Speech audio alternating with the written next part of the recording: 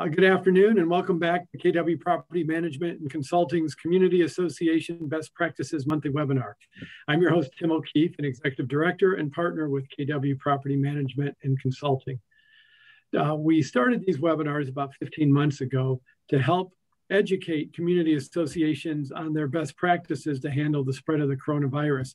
So I typically start these webinars with a quick update on the progress made in the US and Florida in our fight against COVID. To date, there have been almost 33 million reported COVID cases in the US. In Florida, there have been 20.5 million doses of the vaccine that have been given. That's an increase from 17.5 million doses a month ago. Slightly more than 44% of all Floridians are fully vaccinated. This is up from 36% a month ago. Throughout the US, almost 46% of the country, or 150 million people, are fully vaccinated. The virus's Delta variant is considered to be the current concern, but reports indicate that being fully vaccinated is the best way to protect yourself from any serious impact of the different variants. Last month, we reported that Governor DeSantis lifted the state's emergency orders that prevented, or in doing so, all local emergency orders became null and void, including the need to social distance and wear masks in public. Local governments are restricted from enacting further emergency orders. However, the cancellation of these emergency orders does not prohibit private businesses or community associations from requiring masks to be worn or social distancing to be enforced in their communities. Today, we will focus on a topic that affects all of us. Our panel of experts will discuss the best practices when hiring vendors to do work on your property. The potential risk and liability associated with hiring a vendor is important to understand. We will address the best practices to help mitigate these risks. We have poll questions that you can respond to during the webinar. You should see them pop up. And if you have any questions for our panelists, please use the Q&A icon at the bottom of your screen to ask your questions during the live webinar. So let's get started by introducing our panelists today. First, I'd like to introduce Michael Kassower. Michael is a partner with the law firm of Frank Weinberg Black. He is a board-certified specialist in condominium and plan development law and serves as corporate counsel to community associations. Thank you for joining us today, Michael. Thank you so much, Tim, and thanks to everyone at KW for having me. I'm excited for today. Our pleasure. Brendan Lynch by Command Performance is back this month. Brendan is the president and owner of Plastridge Insurance. Plastridge is a family-owned and operated business founded in 1919. Plastridge has been providing stellar service to South Florida customers for more than 100 years. Welcome back, Brendan. Tim, thank you very much. I'm glad to be back. Thank you. Thank you. And Sandy Bennett's with us today. Sandy's an executive director and partner with KW Property Management and Consulting. Sandy's a CPA. She's responsible for the developer and consulting practice at KW. As well, Sandy serves as responsible for our value optimization service. Welcome, Sandy. Thank you, Tim. I should say welcome back because you've done these a couple of times with me, Sandy. So Sandy, I'm going to get started with you. So I use this big term, value optimization team.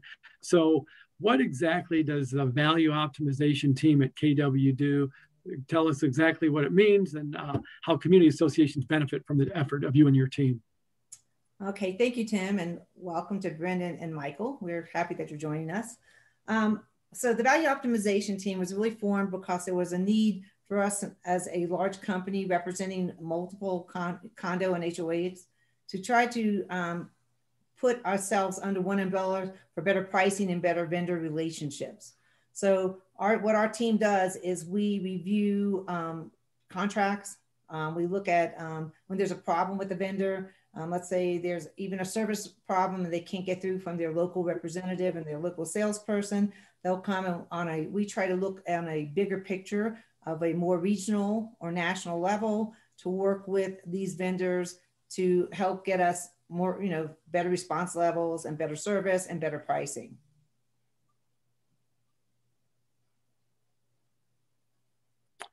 So in the end, what you're doing is you're helping support the manager with the team of people, because a lot of times everybody thinks the manager can do everything. So how do you help the manager so that they're not, they've got full-time duties day to day? How does the team actually help the managers out? So the managers obviously work, each property is a little different, but a lot of them have some of the same needs and the same services. There's elevator, there's trash, there's insurance, So at times, whenever it's time for them to renegotiate their contracts, they do a preliminary renegotiation and they run it by the value optimization department to take a look at it to see if we have any kind of preferred pricing with the vendor. We work with providing some of this information through our intercompany network to make sure that if they're looking for vendors, that they can look through vendors that have helped other properties as well. So we're a great resource working with not only the on-site property manager, but their district manager, and at times even the vice presidents. Again, it's based on strong relationships and the ability to negotiate some pricing to make it beneficial for all of our properties, not just one. And Sandy, not every vendor can qualify to work at properties that we manage necessarily. So can you talk a little bit about the requirements that vendors must produce to be considered a qualified vendor inside the KW properties? Sure. We have very strict requirements to protect the board and the association from liability. And we have strict requirements for insurance, as well as having business licensing, and sometimes additional information is required depending upon the property. So Brendan, let me ask you that question again. So, we often tell our clients that vendors should be licensed and insured properly. What's the proper licensing for a vendor actually mean? So, I mean, the proper licensing can depend on the city that the building is in.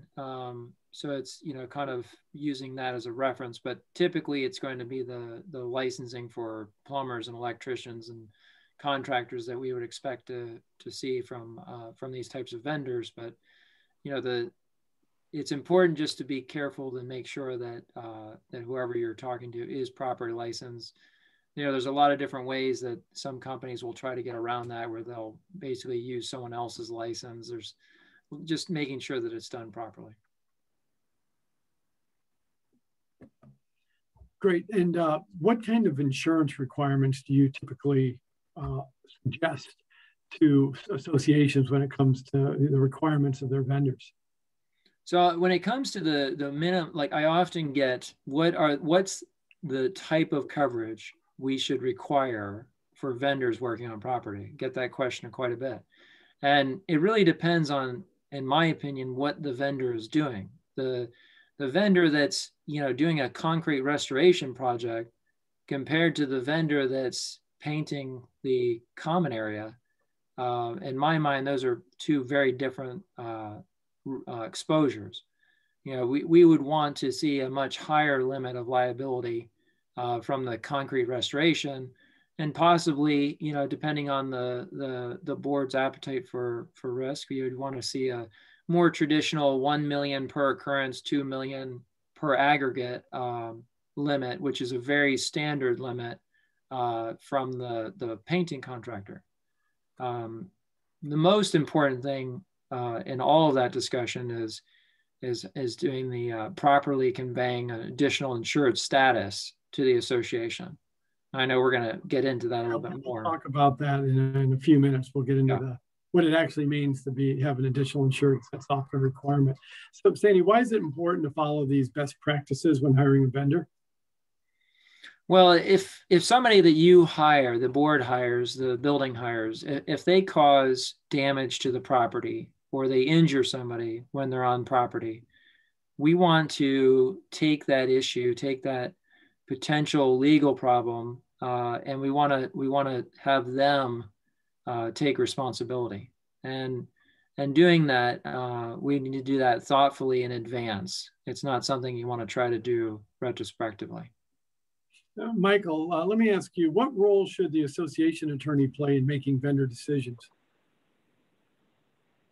When it comes to making, are you talking about a vendor selection process itself, Tim, or are you speaking just generally with respect to vendors? Just generally, when they're making decisions about which vendors to choose and how to go about doing it, do boards reach out to you and say, look, we're not really sure the best way to do this.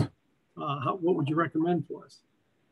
Absolutely. So first of all, I recommend that all associations, upon the undertaking of any sort of substantial construction project, Brendan mentioned concrete restoration. That's something we see all the time in our world of high-rise condominiums. It's important to bring the association attorney in at the inception of the process. By doing that, you're going to allow yourself, first of all, to be aware of any sort of compliance issues, things like competitive bidding requirements under 718-3026 if you're a condo, or 720-3055 if you're an HOA. Those competitive bidding requirements are triggered by monetary thresholds. So you want to make sure that you bring your association attorney in at inception to be prepared to make sure that you do, in fact, go with a pure competitive bidding process if there is a requirement under the law. The other reason I think it's really helpful to bring in the association attorney at inception is if you're going to be going through any sort of competitive bidding process, which whether it's required by statute, it's always a good idea. It's really helpful to bring the attorney in at the beginning because the whole idea of competitive bidding is to achieve an apples to apples comparison.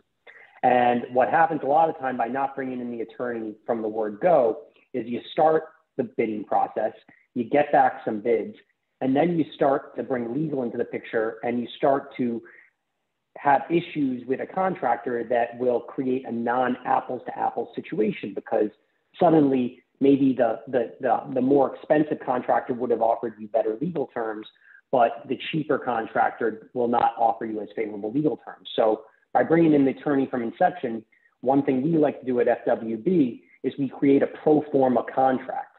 And what we'll do is when the bids go out, we will include that pro forma contract. That way the contractors know when they respond to the bid, what exactly they are bidding on in fairness to them, instead of it being a moving target with the contract that comes back after we take care of the money stuff, to be really simple about it.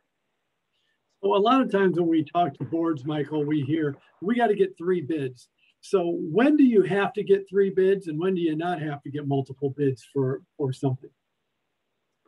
So it's relatively simple. For a condo, if you're going to exceed 5% of the annual budget, inclusive of reserves, then you need to go ahead and do competitive bidding. For an HOA, it's the same thing, except it's 10% of the annual budget instead of 5%.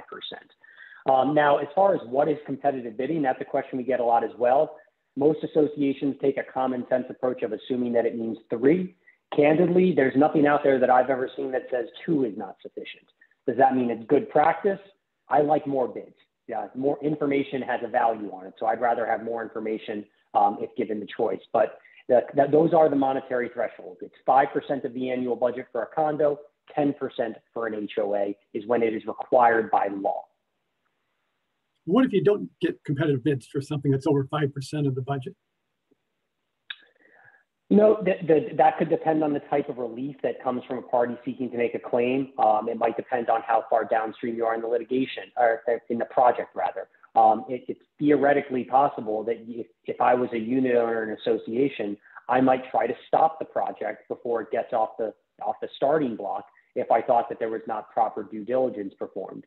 There could be other theories of relief, but typically you have equitable remedies of things like stopping the project from going forward, or you could have a monetary remedy if the owner felt that there was some sort of monetary damage to them, and calculation of damages is a science unto itself. But you could have legal issues as the bottom line, and undertaking big projects like this is difficult under the best of circumstances. So the last thing you need to be doing is creating legal issues and really also sowing doubt in your community about the approach the association is taking, because what ends up happening a lot of times in these situations, almost all the time, is these big projects, when you're above 5–10% of the annual budget, these things are expensive. So people are already in the community going to be on their heels, and they're going to be upset that they're spending money on these things. So if they so they're inherently going to have a skeptical eye on how the association is undertaking these processes. You're taking my money. You must be doing something wrong. In reality, it's almost never anything that's being done wrong, but by following the law, you will instill confidence in your community, and you'll avoid some of the political drama that can distract from an already complicated construction project. Hey, Tim, can I add one? Can I add one thing? I agree absolutely with what Michael was saying. I just wanted to add on a directors and officers application for coverage, one of the questions on every application is, what projects are being contemplated in the next 12 months, meaning during the policy term? The reason being is that that's a top 5 reason for D&O litigation, directors and officers litigation, because just as Michael pointed out, It's collecting money for a big project. It's generally a big assessment. So doing everything tight, keeping everything buttoned up and doing it properly, working with a good attorney that can guide you through that is going to save a lot of problems. If it goes down that path, you want to be able to put the insurance company in a very defensible position. Look, the board as fiduciaries, we did everything perfect. And so I think it's fair to say that not all contracts or vendor relationships are equal from the standpoint that, when you're getting into construction, that's got a whole different level of liability and risk associated with it. Like everything, if you've got someone who comes out and does power washing for your community, that's got less risk, I would think would be fair to say, Michael, than doing concrete restoration on the building, where you've got scaffolding, people hanging off the building, window washing, where people are hanging off the building. Like, some of these things aren't necessarily big dollar amounts, but you still have to address it properly because of the risk associated with different, with the services provided by the different vendors. The risk is the operative word, because the cost of the project can almost be a distraction from this sort of analysis when you're talking about getting liability protection from a contractor. Brendan and I may share a client, to remain nameless, that during a concrete restoration project had chunks of concrete literally falling from 10, 15, 20 stories up. Thank goodness nobody was ever hurt, but you could have a minor concrete restoration job, and if God forbid someone got hit by a falling chunk of concrete, even the size of a golf ball, the amount of unfortunate medical damages and ongoing care expenses that could result from that could be multiple millions of dollars. So the scope of the project on a monetary level is relevant, and it's often an indicator of the scope of risk. But at the same time, small projects that can cause massive bodily injuries carry massive monetary liability risks.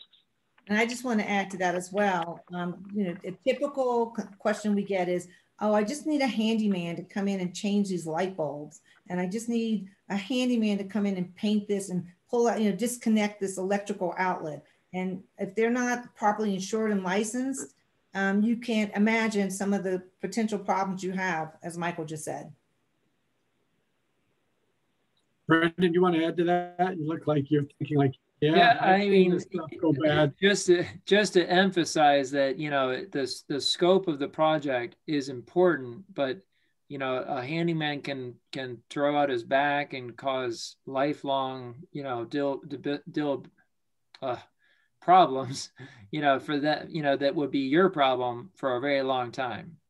So I just wanted to add that. I want to come back to that point, Brendan, but I want to finish something with Michael first. So Michael, you talked about those projects that, need to have multiple bids. What doesn't have to have multiple bids? Because I know there's language in the statutes that professional services don't have to have multiple bids. So exactly what does that mean? What professional services do you not need multiple bids for?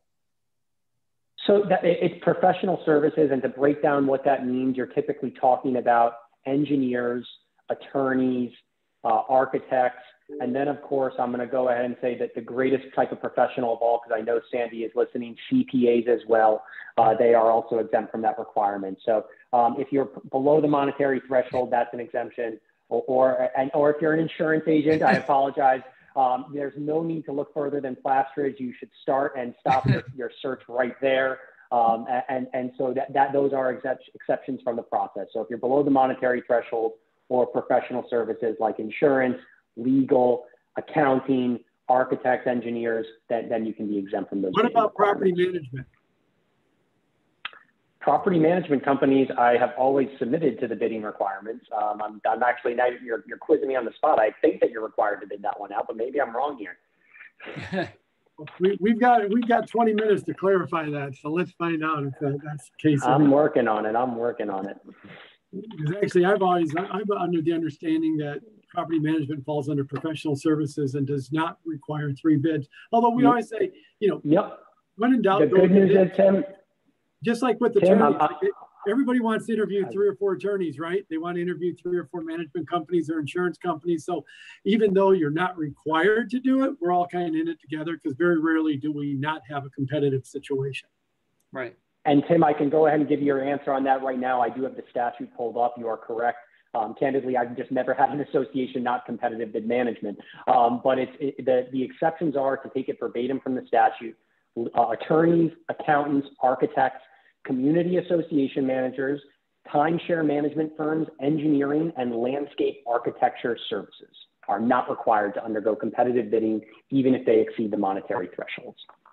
And again, as a best practice, we don't necessarily recommend not doing so. It's always good to find out what's out there. Make sure that you're picking the professional service company that just fits best for you and your community. So thanks for clarifying that, Michael. That's good advice. So Sandy, let me ask you this. Can you make the leap of faith that the invoices and services received from a vendor match the contract that was signed? When you say make the leap, is that what you said? Make a leap of faith that invoices that you receive from a vendor actually match their contract? No. I'm telling you for what the contract says. So what you're asking me is, should you be reviewing your invoices to make sure that you're being billed correctly? And the answer to that is 100%. I mean, again, many times many times we've seen where contracts have stated something, and even addendums to contracts have stated something, and the billing process doesn't get corrected.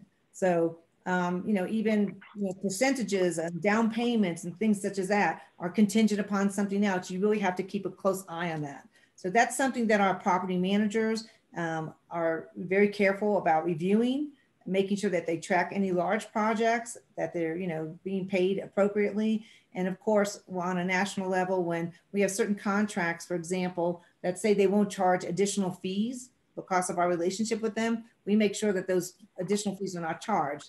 We find it all the time that they are. Of course, we get from the vendor, oh, that was an oversight. It does happen. It does happen. So Michael, we've got a lot of questions that came in today for us to address for all of you. But a live question that we just got said, if a project is below the 5% of budget, what is required or prudent to do when bidding a contract?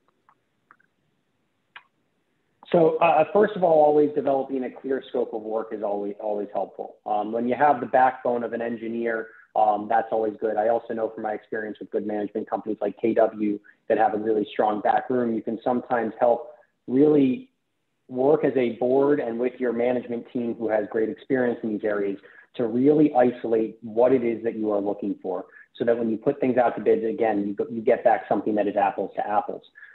Beyond that, you should also, it's always a good practice, although it can be cumbersome, to address these things in a transparent fashion at duly noticed board meetings, so that the decision to seek out the bid is one that is made based upon the informed decision of a majority of the board of directors and exactly what it is they are looking for these services when they are rendered. And then when you get the information back from the bidders, then from the board should also convene to ultimately make a decision about which vendor it is that they would like to use. Okay, and then a follow-up to that, Rich was asking, what's reasonable to have as a bonus or penalty for timely project completion, and how enforceable are penalties for delays? So that honestly, it depends on what the project is.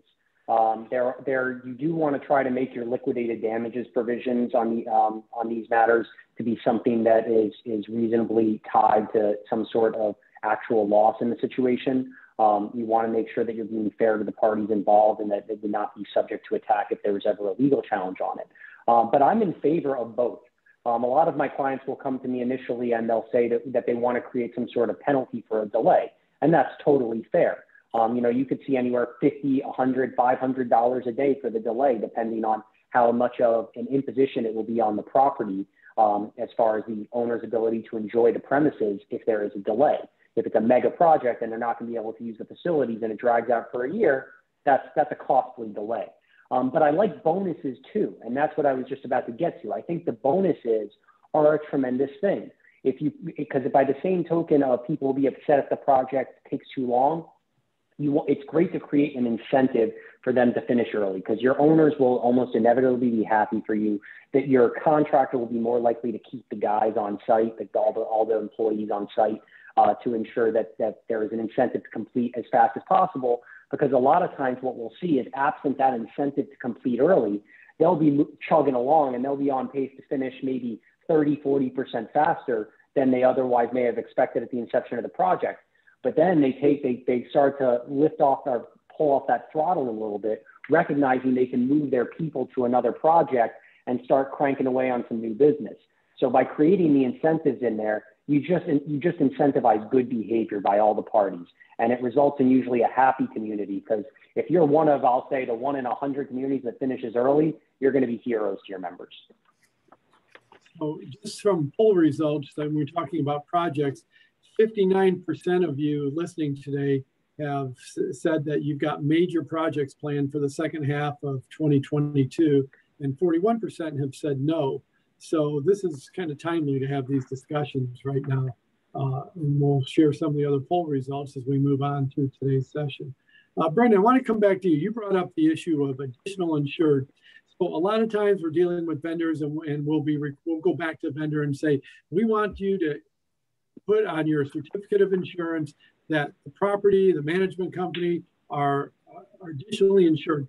What does that actually mean? What's the goal behind that? What's the right way to do it? So additional insured, also known as the least liked job of any property manager. So, or their staff or admin or anybody. What that means is basically what I was saying is that you hire a vendor, they damage your property, or God forbid they hurt somebody. We want to make sure that we can access their insurance in the easiest way possible. The mechanism for that in insurance is called having additional insured status. Now, what that means is that basically if they do cause property damage or injure somebody, you can literally go directly to their insurer. You don't even have to deal with the vendor. The vendor, can say, no, I didn't do it. Doesn't matter. You have that status.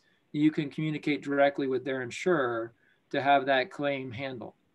So that status, as you can imagine, is incredibly important, because the alternative is possibly a lawsuit, which can be expensive and, not always the best path to go in terms of if it's a smaller type of claim, it can be very expensive to hire an attorney to pursue it. And in the additional insured, you can recover without that expense. So, Michael, do you have anything to add to the additional insured requirement? It puts you in a much stronger position. I mean, honestly, Brendan stole all the good fortune cookie stuff I would have said there to his credit. It puts you in a position where basically, to put it into simple terms, you are the client of the insurance company. And it's not exactly that, but you get a lot better treatment when you are coming from the inside rather than the outside. It makes my life easier legally. It gets you a little more favorable treatment from the carrier too, just a smoother process to hopefully keep you out of litigation, which is what everyone wants to see. And Brendan, do you ever see customers or a vendor that will say, no, I'm not going to put you on as an additional insured? So typically there's basically two different types of policies that are general liability policies. One type of policy gives the vendor the ability to add additional insureds without really having to contact the insurance company, because that policy has what we call a blanket additional insured endorsement. And then there's another type of policy where you literally have to call the insurer and say, we want to add XYZ association. And that type of policy may have a nominal charge, maybe $150, $200, $300 to add an additional insured. What we find when there's pushback is that it's a vendor that has that type of policy. Very generally speaking, those types of vendors are smaller vendors that aren't large companies, because most companies have a blanket additional insured endorsement. But these vendors, as you can imagine, $150, $300 here, if they're working on 12 different associations in a month, I mean, that can add up pretty quickly. So that's where we see the hesitancy. It's not because it's a lot of work to add an additional insured. It's that there's a small cost to it.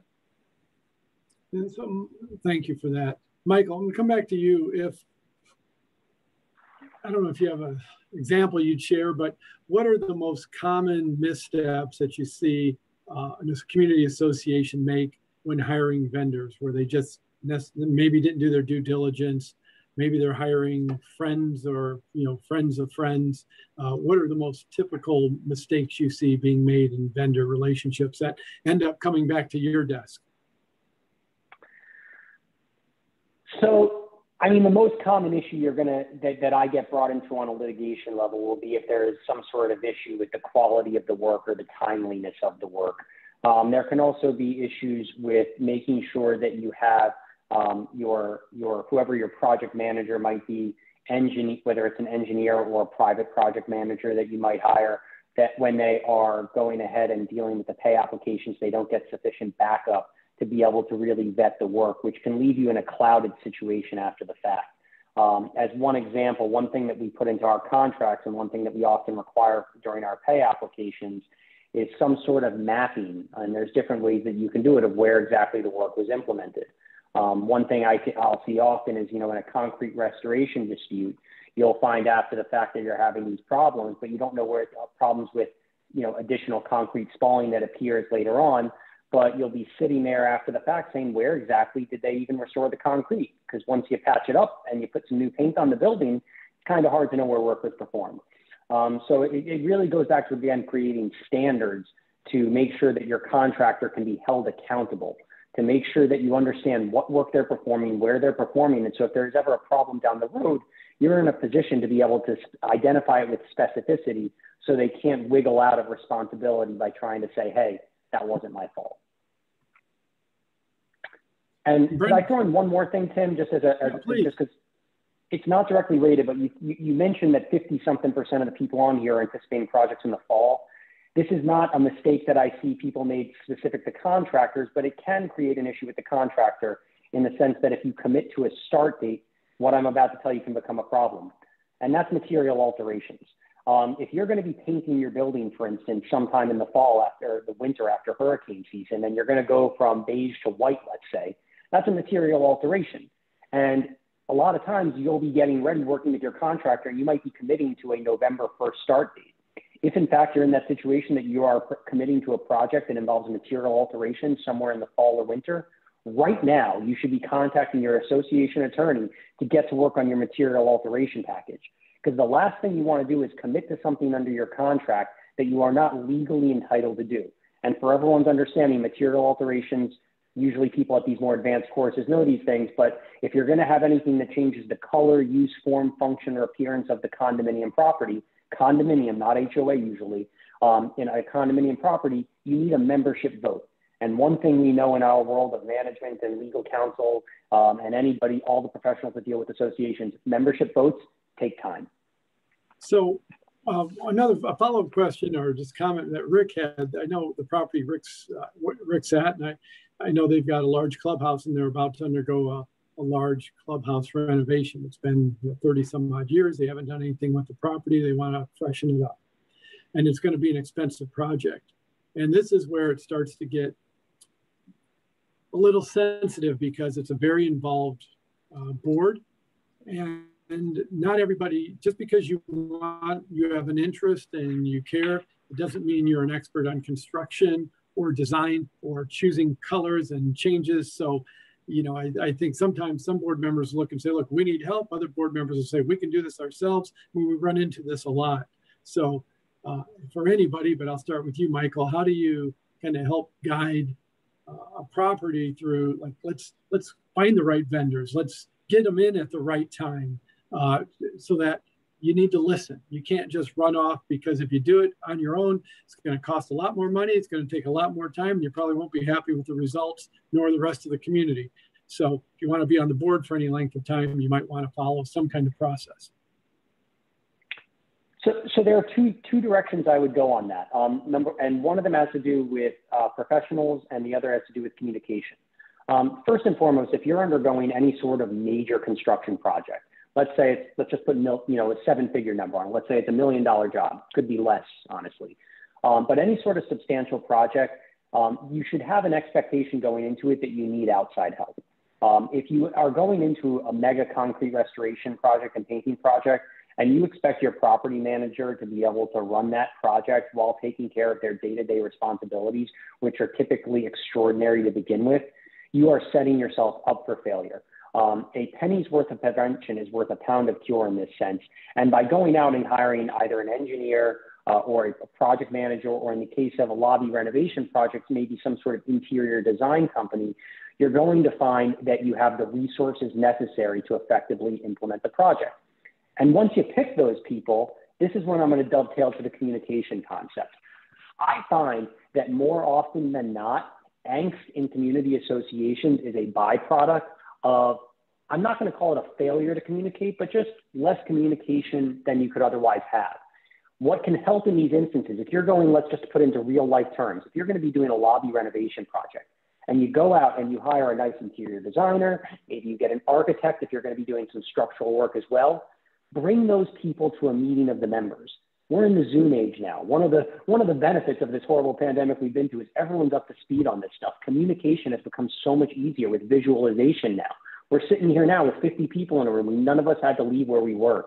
So by hosting these types of meetings, bringing people into the fold, talking about the process, talking about not only the impacts on their day-to-day life that will occur during the course of the project, but also bringing them into the fold on some of the design concepts, doing hand polls, straw polls that you can do like we did on the Zoom webinar right now to allow people to feel like they are part of the process.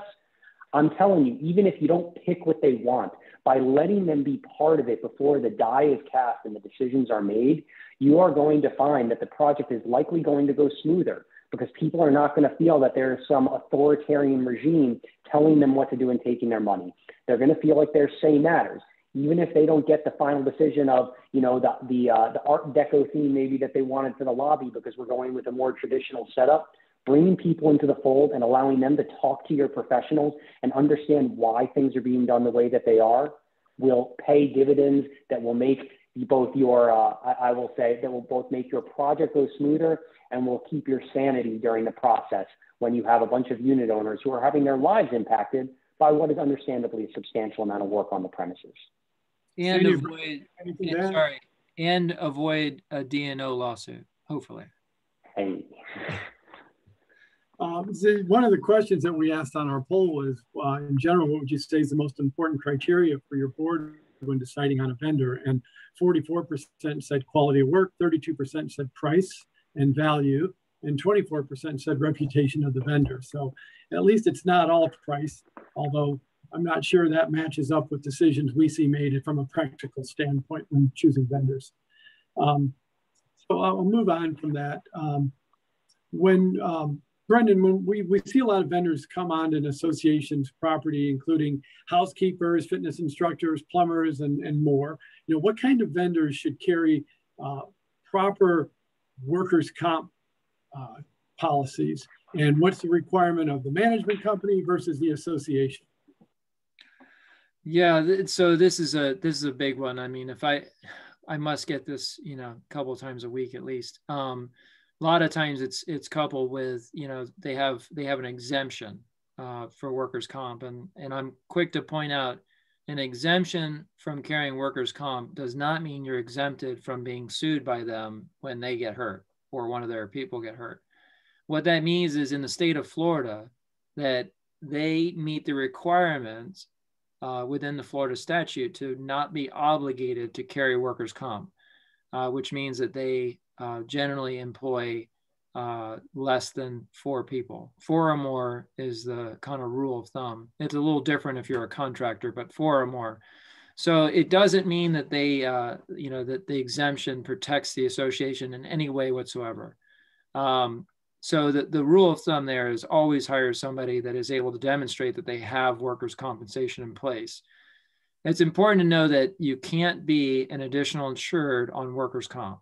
So when we talked about additional insured, we were literally talking about their general liability and possibly auto liability and excess liability or umbrella liability, not the workers' comp. But the proper answer is to always hire any service, any vendor should have proof of workers' comp. Where it gets complicated is, as Tim pointed out, is those types of services that are viewed a little differently. And I always defer to the board to make those decisions on which of those services they deem necessary to have the workers' comp coverage versus possibly not. But generally speaking, people will look at house cleaning and possibly even fitness instruction and maybe interior decorators and those types of folks a little bit differently when it comes to their insurance requirements. But it is very much a business decision. And Michael, what do you recommend to people that if you have someone that comes into your home, a caregiver into your home, should that person have workers' comp, or are they excluded from having workers' comp policy of the property? If you had a caregiver coming into a condominium for an individual? Yes. I don't think the association needs to be insisting upon workers' comp necessarily for an individual, but I honestly, I don't have a strong opinion on it in particular. They're not doing work for the association at the end of the day, so it's not something that I would be as imminently concerned with. And Brendan, how do you feel about that type of position? You know, I definitely agree with Michael, but I would caution owners that might be on, because obviously if you're on the board, you're an owner, you're likely an owner as well, that your homeowner's insurance would offer no coverage or no protection from that same possible type of claim. You know, a home health care aide, a housekeeper comes in, if they get injured in your unit and they have an exemption or they don't have workers' comp, you know, they could have, recourse against you and you wouldn't have coverage. Employers' liability is not covered under a homeowner's policy. And so one of the things that we offer, our research test at KW, is that we've taken over probably 25 self-managed buildings in the last 4 years, and self-managed properties have employees, so they carry a workers' comp policy. And when we come in and take those employees over, what we always explain is, instead of paying some percent of salary, whether it's 3 or 4% of salary for workers' comp, the association still needs to carry a small workers' comp policy, and it's not for the employees because the KW workers' comp policy covers the employees. It's for vendors that come onto the property. And what I usually quote somewhere between get $700 to $800 for a small policy like that. Brendan, does that sound about right for a workers' comp policy that's going to cover vendors that are on property? It's possibly the only insurance that's gone down the last couple of years. So it's $616. It's $616, and it's the best $600 you can possibly spend, in my opinion. I agree, absolutely. It is your safety net. The reason it's inexpensive is because it's a state, workers' comp rates are set by the state.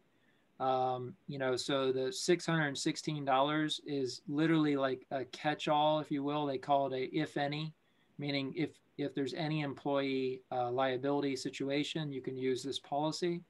There is, it's just a great coverage to have. In fact, I insist on it with my clients. I really do. I mean, it's not even a discussion. For $616 to go naked in Florida, to go naked without workers' comp, for those of us in Florida where there can be a lot of problems with employers' liability, it's a definite have. It brings new meaning to naked and afraid. Yeah, I would absolutely. So we have about 15 minutes left. I want to use that time. We've got a lot of great questions that have come in prior to our webinar today, and there's some other questions that are coming in as we speak. So let me start with that. Michael, Sandra is asking, can you please explain the requirements for insurance subrogation in the recent Senate Bill 630 regarding that issue?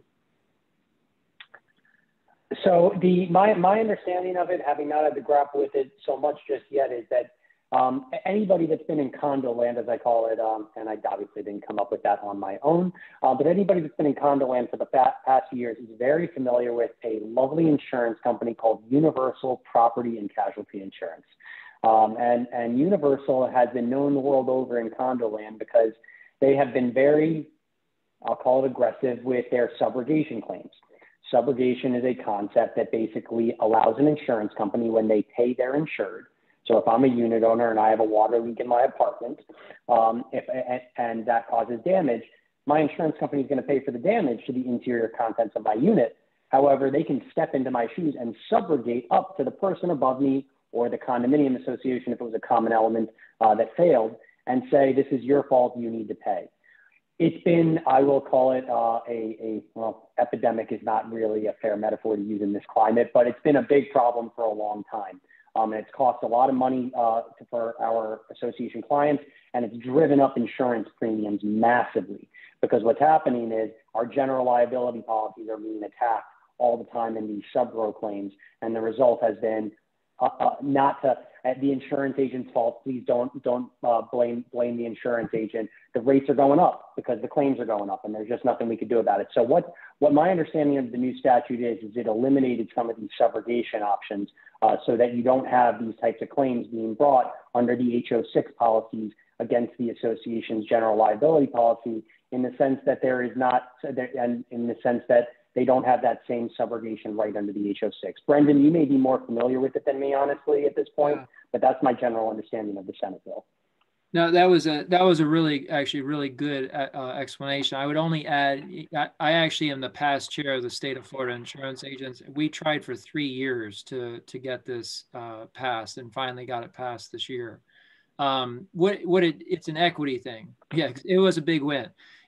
So Universal kind of started this, and it actually started off kind of, it's a legitimate process that happens behind the scenes between insurance companies, and it's used often, but it sort of became a go-to on everything. So legitimate or not, they would throw it all against the wall, and we would have to submit it as a claim against the general liability, as Michael said. So, you know, it's an equity thing, because the association master policy has a waiver of subrogation.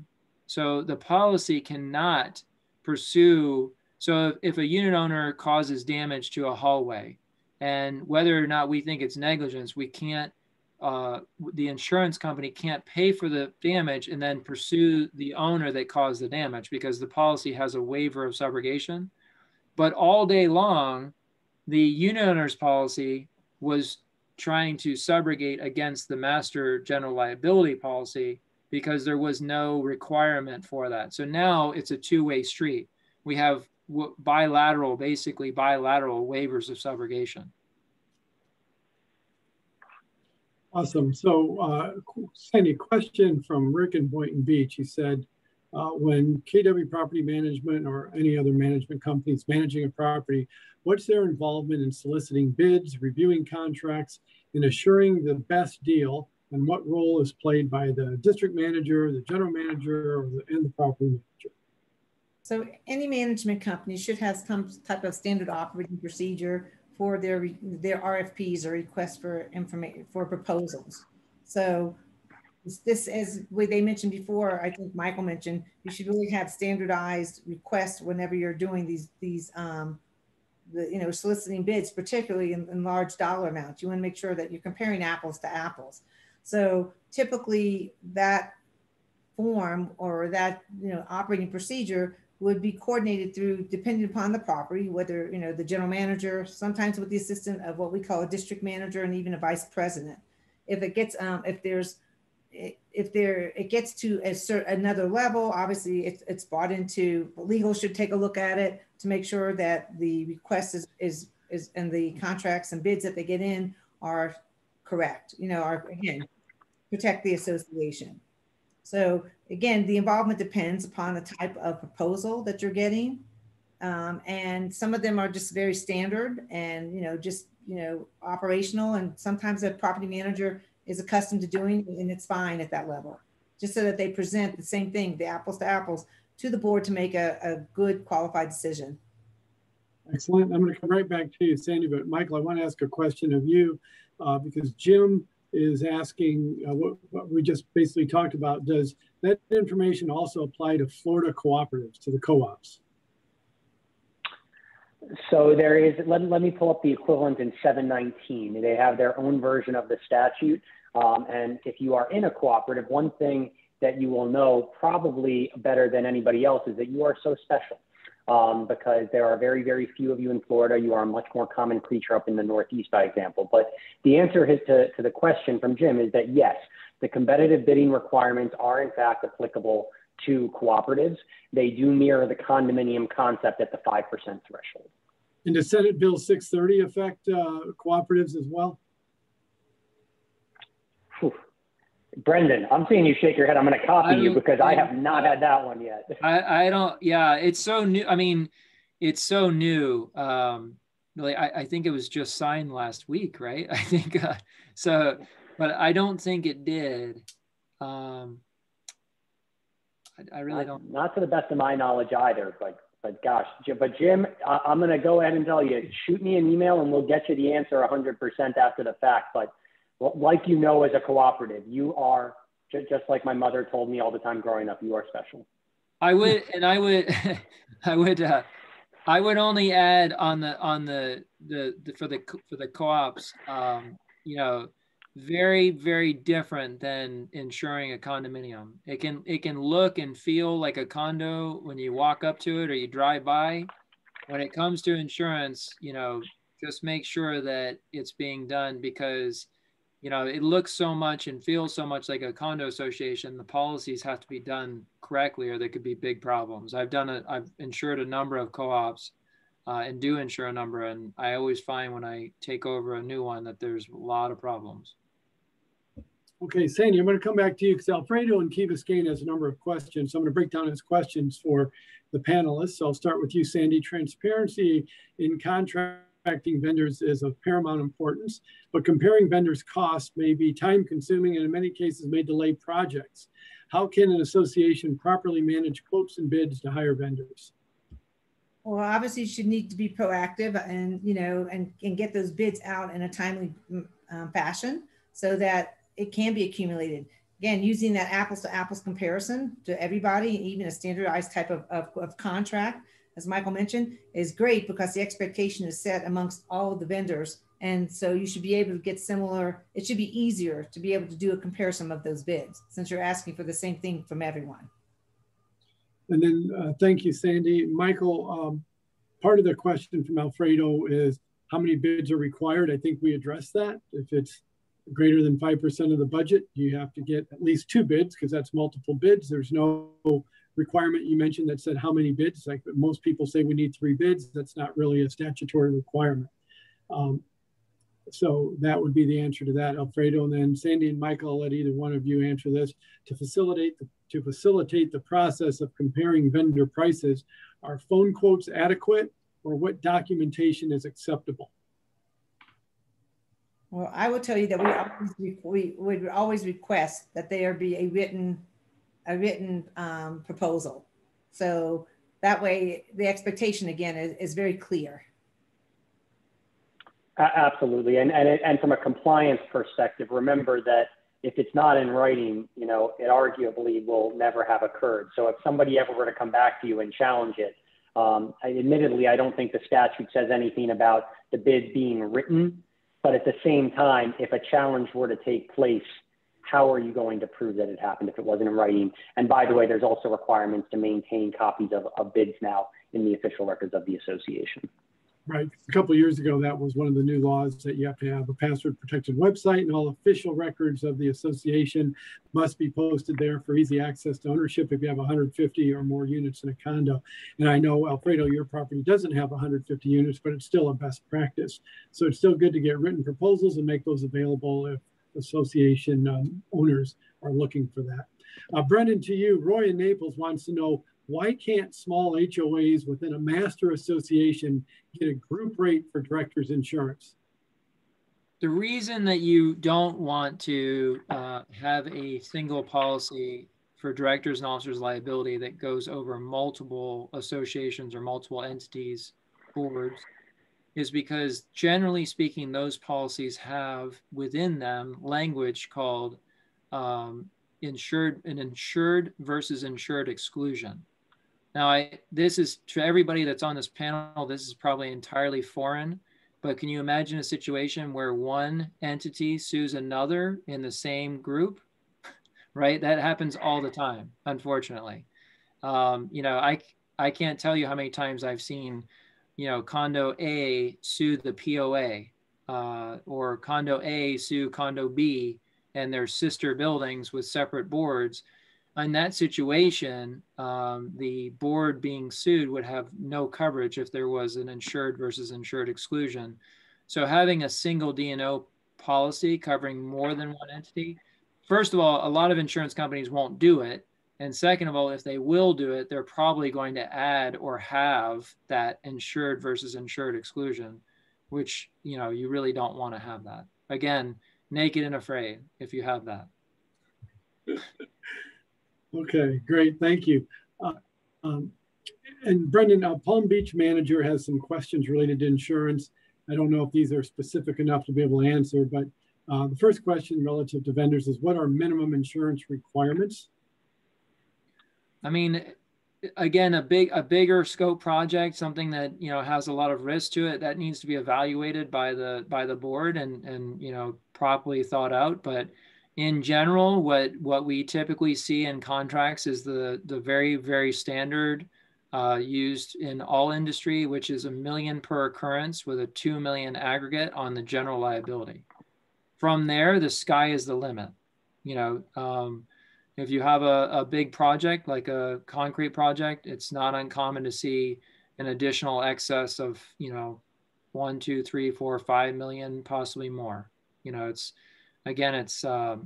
really something it's a business decision. And then what about accepting workers' compensation exempt insurance? I know you touched on this, but that's a specific question. I'm glad to touch on it again because it's critical. My advice would be to never accept an exemption in lieu of proof of workers' comp. They are not the same. You know, proof of workers' compensation means they have coverage. An exemption means they're not required to have the coverage per Florida statute. It does not mean they don't need the coverage. It just means the statute in Florida says they don't have to have it. And I don't know if this is an insurance question or one for you, Michael, but contracts with auto renewal versus consent renewal. Well, as far as the bidding requirements go, if the contract can be canceled within 30 days, it is exempted from the bidding requirements when you come up for renewals.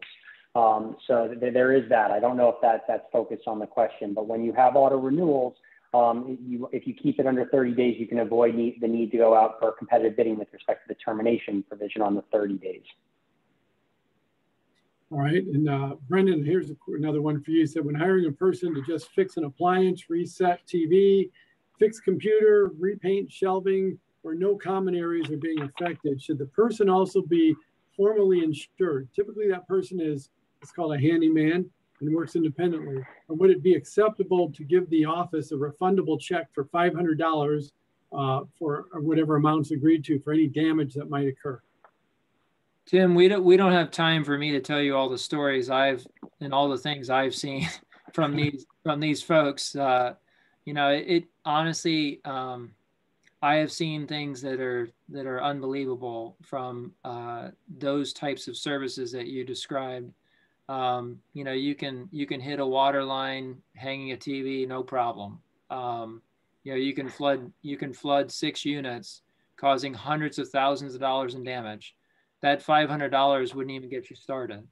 You know, it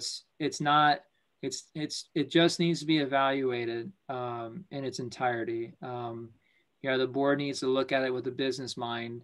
You know, hiring a handyman for a few $100s cheaper than hiring somebody with the right insurance, it just doesn't make sense. You know, it's not. Here's the thing. I have never seen a situation where somebody with the proper insurance wasn't available or you couldn't find that person. There's always a person with the right insurance. Then there's always the guy that can do the work cheaper. So that's what we're up against. We're not against a supply and demand issue. We're up against cheaper. And cheaper is not better. And cheaper can cause big problems. So that would be my advice. Excellent. So I've got, I think, the last audience question today, I think is for all of you. is it ever advisable, or whoever wants to jump on this one first can, is it ever advisable to hire an owner and former board member with an LLC to do maintenance or manage projects on property? Oh boy. Michael, you seem like you're trying to answer this one. I feel like it's a conflict of interest question. So there was a key distinction that was made there. And I guess to use a very fancy vocabulary word here too, do not ask me to spell it. But if it is a current board member, then that's a conflict of interest issue. And there's very nuanced provisions of 718 and 720 that can still allow for the hiring of that vendor that is also a director, but you have to undergo a series of procedural maneuvers in order to make it accessible. And most people's knee-jerk reaction is that it's a terrible idea. And even if you can achieve that, and sometimes it is, the good news is though, while it seems like a terrible idea from a conflict perspective, you're also potentially getting a vendor that has a little bit more of a vested interest in the condominium property because they'll get to enjoy the benefit of it. So I see it sometimes in a good way, but skepticism will inevitably rear its head in your community. But here's the fancy vocabulary word. The standard for when there is a conflict of interest is whether or not the vendor that you will be doing business with, and if it's an entity, it can be any principal of the entity, falls within 3 degrees of consanguinity of the director. And basically, you know, there's these charts that you can see, you know, your son is going to be within a 1 degree of consanguinity, your grandson is 2, your great-grandson's 3. And of course, I look forward to having great-grandchildren and still being alive and advising my clients. That would then be the 4th degree, and I would not need to worry about competitive bidding. But if you are within 3 degrees of consanguinity of a director of your association, then that director has created a conflict, and you would have to undergo the statutory requirements to engage that vendor to overcome the conflict of interest, which can be done, but there is a process. It is very nuanced, and it is one that you should consult with counsel on, whoever they may be. And for you, Brendan, the follow-up to that was, does having proper insurance matter in this instance? Well, yeah. So there's definitely a landmine here.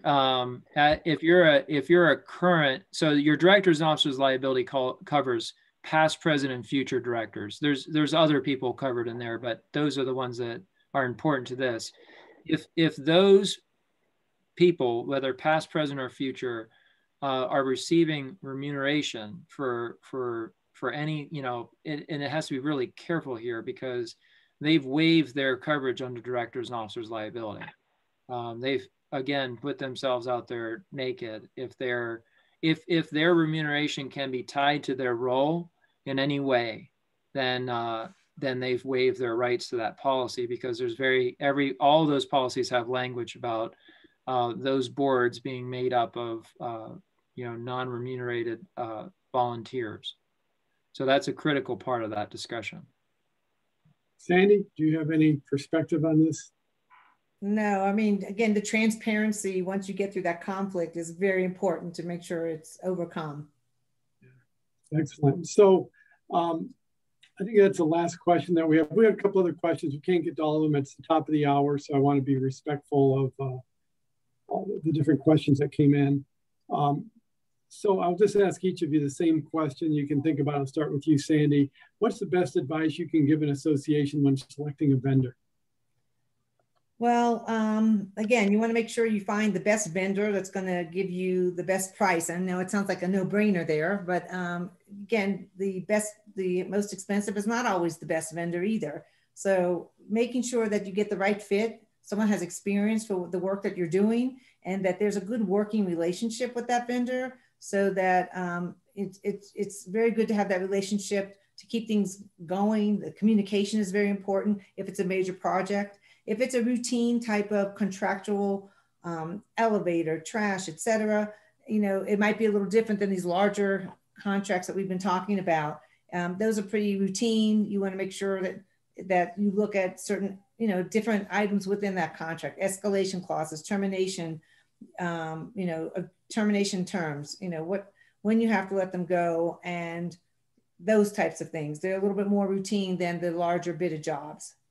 So one of our poll questions was, how often do you formally put out a request for proposal for vendor contracts? And 47% said every year. 25% said never, and 19% said every other year, and the balance was every 3 to 5 years. So again, just the best practice that people could have. How often do you formally review your vendor contracts for compliance? 67% said every year, and 17% said never. So again, those that are at 67%, that's probably more of the best practice. Brendan, I am going to step away from the final question that I asked Sandy because I got a question that just came in from Jose, which says, what is the wind mitigation premium discount percentage in Florida if impact windows doors are installed in 100% of the building? So it's an impossible question, because what it does, having 100% opening protection, which is whether it's impact windows or shutters that meet the code, is what we call 100% opening protection. What it does is it opens up the marketplace to companies, to additional insurance companies. So you can't quantify it as a percentage because it's impossible. But what it does is it opens the field up and hopefully gives us more competition, which gives us savings. I will say that, you know, the only company that generally will we can quantify it against is Citizens, and it's generally about 20%. But from a private insurer, they don't offer it. It's not published or it's not quantified in that way. I will say, thank you. And then Michael, last question for you. I was going to say with the property premiums going up so dramatically these last 2 years, it's now more than ever critical to do what you can to strengthen your building, because in this market is exactly when you want to have those mitigation features. Excuse me. Excellent. And then Michael, Catalina asked a question here that says, what is the statute of limitation time period for insurance companies defending a suit against a board of directors or member, even if they've moved out?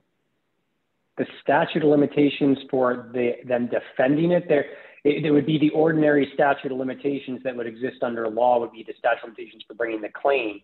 The coverage, you know, you might get into an analysis of whether or not it's a claims-based or an occurrence-based policy to determine which policy would be applicable. But there is no unique statute of limitations that I'm aware of when it comes to whether or not the insurance company is bound to provide coverage. I don't know if, Brendan, you have a different spin on that, but that's my answer if I understand the question properly. Yeah, I think, Michael, I think that maybe the terminology might have not been correct, because the statute of limitation, as Michael said, is generally like the time frame you have to bring the action, right? In this case, I think what they're saying is that maybe it's a situation that's kind of gone dormant, like the person made this assertion or claim, and it was submitted to the directors and officers liability. It's showing on the loss history. It's remaining open with possibly a reserve balance to settle that claim. And this person has moved away and doesn't seem to want to pursue it. The insurance company will actually make a determination on when they can close that. If it's gone into a litigation situation, Michael, correct me if I'm wrong, but I think they'll probably pursue like a motion to dismiss based on no activity or no communication from the other side, some kind of action like that, I would guess. I think maybe the nomenclature is what's throwing me off a little bit here, but if a lawsuit is going to be commenced against a director, even if they're 2-3 years removed from office, it's not going to change the availability of the policy. It's not going to change the ability to bring the claim against the director. They could have sold their unit, moved out of town, and be living on the other side of the planet. They can still be named as a party in a lawsuit in their capacity as a director at the time of the event, that the coverage could still be triggered under the policy. And then if you end up in litigation and it lies dormant for a period of time, it could certainly be dismissed. But there is still the availability to bring the claim no matter how long it's been. There would still be the availability, let me say this correctly, there would still be the availability of insurance coverage, in my opinion, in all likelihood, for a breach of fiduciary duty claim years later, even after the director has left the association. The only limitation that would be relevant on a time horizon would be whether or not the statute of limitations under Florida law to bring that type of cause of action has in fact expired, which that's years that you have for that sort of thing. And we always believe if you have questions like this or insurance questions, please reach out to your professionals that are part of the association and get their opinions on these things. Don't go blind. I think we've reached the end of our shift here. So thank you all so much for your participation. It was a great conversation today. I feel like you guys made it really easy. We just had a conversation and it wasn't hard to monitor this. You guys did a great job answering all the questions that we had and bringing a lot of value to all the owners that were listening. One big takeaway for me is if you have vendors coming on property, make sure they're adequately insured, because you just never know what can go wrong, and also be diligent about your process for hiring vendors. Today's session is recorded. You can watch this broadcast again or share it with a fellow board member. You can find it on our website at kwpmc.com and our YouTube channel, which is KWPM TV. I want to sincerely thank all of our panelists today, and I want to thank all of you that joined us. We had about 150 people sign up today, so those that didn't make it, we will send them a broadcast of this recorded webinar today. Special thanks to our panelists, Michael Kassower, partner with Frank Weinberg Black, Brendan Lynch, president and owner of Plastridge Insurance, and our very own Sandy Bennett, executive director with KW Property Management. You all were fantastic. And Sandy, I hope it warms up on that beach where you are. You're the only person I know wearing a sweater on the beach today. So we look forward to having you join us again next month as we continue to talk best practices for community associations. From all of us at KW Property Management Consulting, be respectful to your neighbors, stay healthy, and have a great month. Thank you all. Thank you. Thanks, Tim. Thanks, guys.